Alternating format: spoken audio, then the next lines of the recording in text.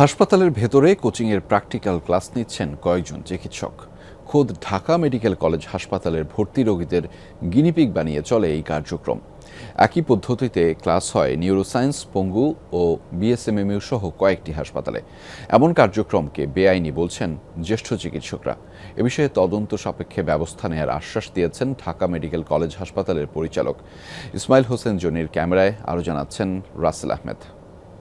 Walton air conditioner exchange অফারে split এসিতে 23,000 টাকা পর্যন্ত নিশ্চিত ছাড়।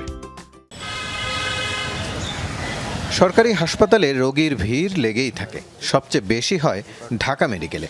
অসহায় অনেকে শেষ ভরসা হিসেবে দেশের বিভিন্ন স্থান থেকে ছুটে আসেন এখানে। মেডিসিন ওয়ার্ডে ভর্তি লক্ষ্মীপুরের নুরুজ্জামান। একদল চিকিৎসক প্রায় প্রতিদিন বিকেলে তার শরীর পরীক্ষা করেন। একই পরীক্ষা ও প্রশ্ন করেন 10-12 জন। গায়ে অ্যাপ্রন না থাকলেও গলায় স্টেথিস্কোপ দেখে তাদেরকে ডিএমসির চিকিৎসক ভাবেন রোগীরা। বারবার একই প্রশ্নের উত্তর দিতে হলেও এটাই চিকিৎসা পদ্ধতি ভাবেন নুরুজ্জামান। কয়জন করে আসে? 10-12 জন। আইসা কি করে?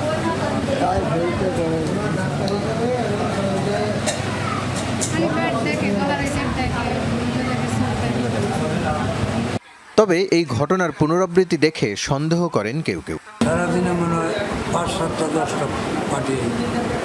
সকালবেলা যেগুলাই 8টা 9টা 10টার ভিতরে বড় ডাক্তার, এগুলো আমরা মোটামুটি সিগনালাইছি যে মেডিকেল। পরে যারা এটি মেডিকেলের না আমরা একটা অনুভব করি, তারা বাইরে থেকে রোগ ধরতে পারলে একটা ভালো চিকিৎসা হয়, এটা আমরাও জানি।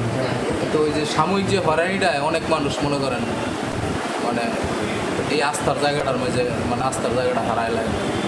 প্রশ্ন হচ্ছে, যারা রোগীদের বারবার একই প্রশ্ন করছেন বা পরীক্ষা করছেন তারা কারা? জানা গেছে এসব ডাক্তার বিদেশি ডিগ্রি, এমআরসিপির প্র্যাকটিক্যাল ক্লাস করছেন এখানে। তাদের ভর্তি কোচিং সেন্টারে। ফি 15 থেকে 40,000 টাকা, যেগুলো চালান ডিএমসির একদল চিকিৎসক। 4-5 জনকে এই কেসটা দেখিয়ে দিলাম, ব্যাপারটা এই পর্যন্তই আর কি। আর এই হেল্পটা যদি আমরা সিনিয়ররা যদি এটা করা বন্ধ করে দিই, তাহলে আপনি দেখেন এই জিনিসটা ওদেরকে শিখাবে কে? কোচিং সংশ্লিষ্টরা জানান এ বিষয়ে মেডিসিন বিভাগের চেয়ারম্যান অবগত। তবে এ নিয়ে কয়েকবার তার সাথে যোগাযোগের চেষ্টা করা হলেও দেখা করেননি। মোবাইলে যমুনা নিউজ শুনেই লাইন কেটে দেন। আমি রাসেল বলছিলাম যমুনা টিভি থেকে। ভালো আছেন? একটু মিটিংয়ে আছি, পরে কথা বলি। ঢাকা মেডিকেলের পরিচালক বলেন, রোগীদের ব্যবহার করে ব্যবসার সুযোগ নেই হাসপাতালে। প্রাতিষ্ঠানিকভাবে এরকম নাই।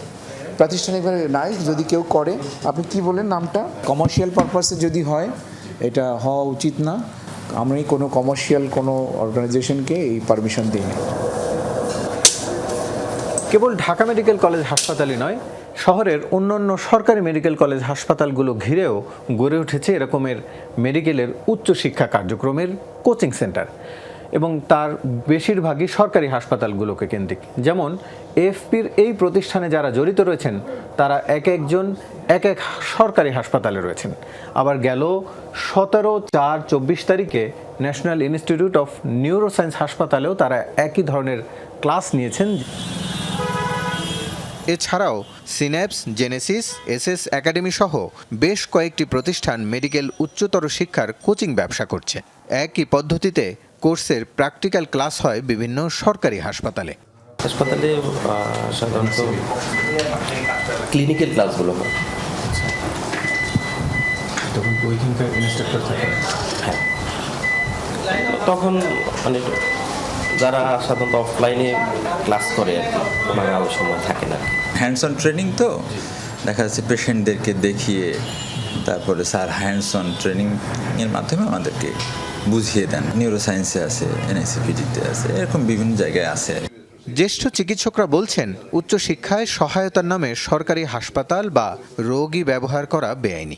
শেখার কোনো বিকল্প নাই, শিখতেই হবে। কিন্তু শেখাটা যেটা করতে হবে নৈতিকতা বিবর্জিত না হয়। নিয়মই হচ্ছে প্রথমে যখন একটা ডাক্তার যায় তার পরিচয় দিবে যে আমি ডাক্তার অমুক, আমি আপনাকে পরীক্ষা করব এবং আমি আপনাকে দেখব। সে পারমিশন নেবে। পারমিশন ছাড়া তো কোনো রোগীর গায়ে হাত দেওয়া যায় না। বিপুল রোগীর চাপে থাকা সরকারি হাসপাতালে এমন কর্মকাণ্ড চিকিৎসা ব্যবস্থার উপর আস্থা নষ্ট করবে বলে শঙ্কা অভিজ্ঞদের। রাসেল আহমেদ, যমুনা নিউজ, ঢাকা।